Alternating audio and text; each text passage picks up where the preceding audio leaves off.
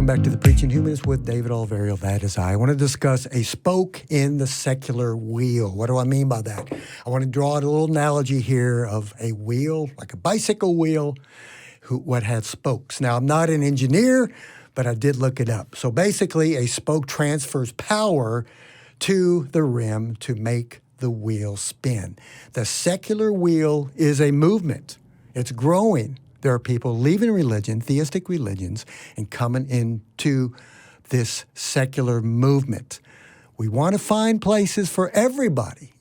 And I want to encourage people out there during this short message to find a place in that wheel, become a productive spoke. So find a place in the wheel and fill it with a new spoke. Now, let me use myself as an example. My background in Christianity, obviously most of you know by now, as a former Pentecostal preacher back in the 70s and 80s. We have in our secular wheel right now in this movement a lot of great spokes in that wheel, right, that support it and keep it moving forward, and it continues to grow. We all have different abilities. I personally have never been the greatest at debate. Everybody knows that. There are other things that I don't excel in very well. I personally have found a space where there's not a spoke. And that's what I want to encourage you to do, all of you, to find a space that needs a spoke to support the wheel.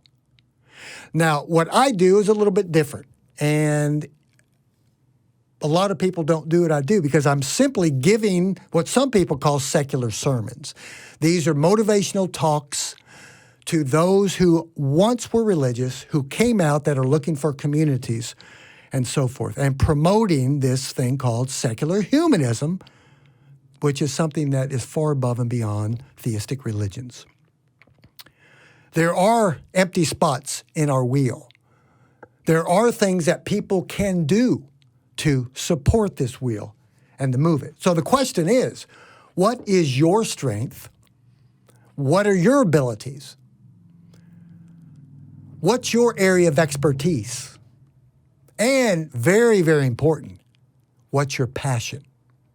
If you have a passion for something that can be used for the good under the banner of secularism, secular humanism, atheism, agnosticism, and you're in a community because I believe you can get more done for others in a group.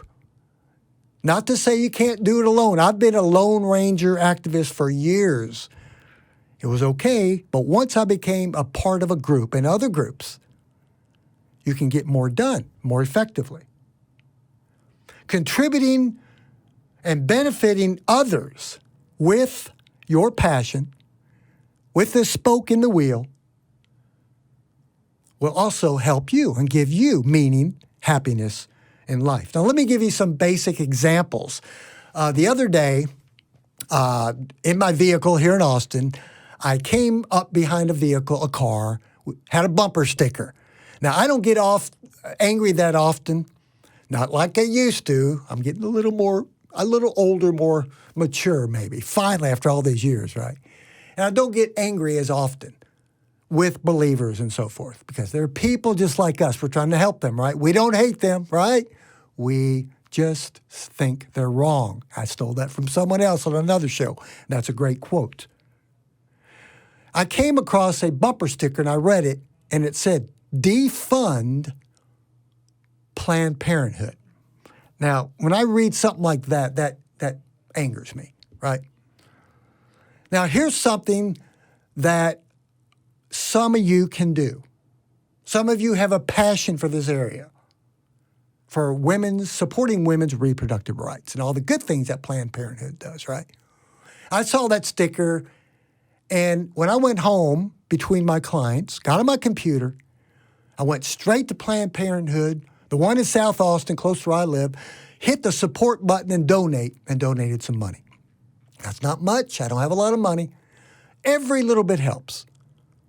Now, some of you have passion for this particular thing. In your group, in your humanist, atheist, secular group, those of you who have passion for these particular spokes like this can rally together as a team.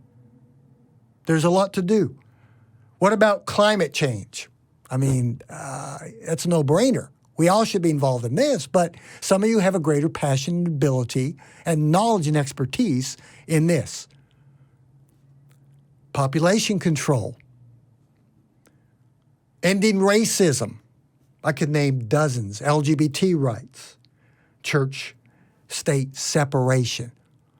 There's so much that we can do. There are those out there in these groups that want to get involved, and it doesn't mean you have to get behind a camera or have to do public speaking or go out and hold a sign up and pass out literature on the weekends to people, to random individuals.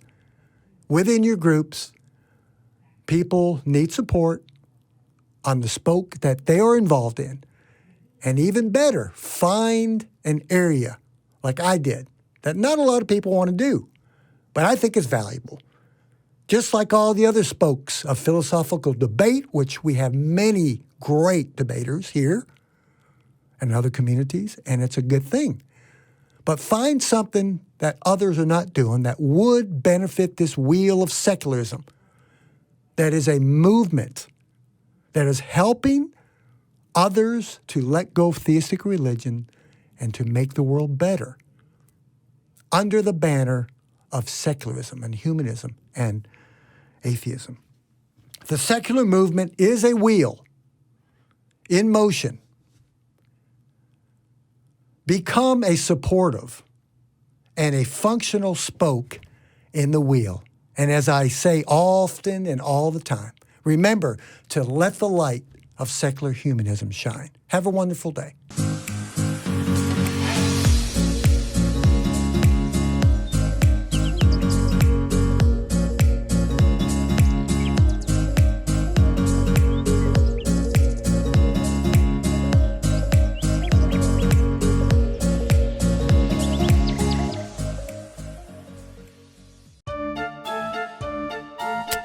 What are we doing, man? What are we doing? No, you're done.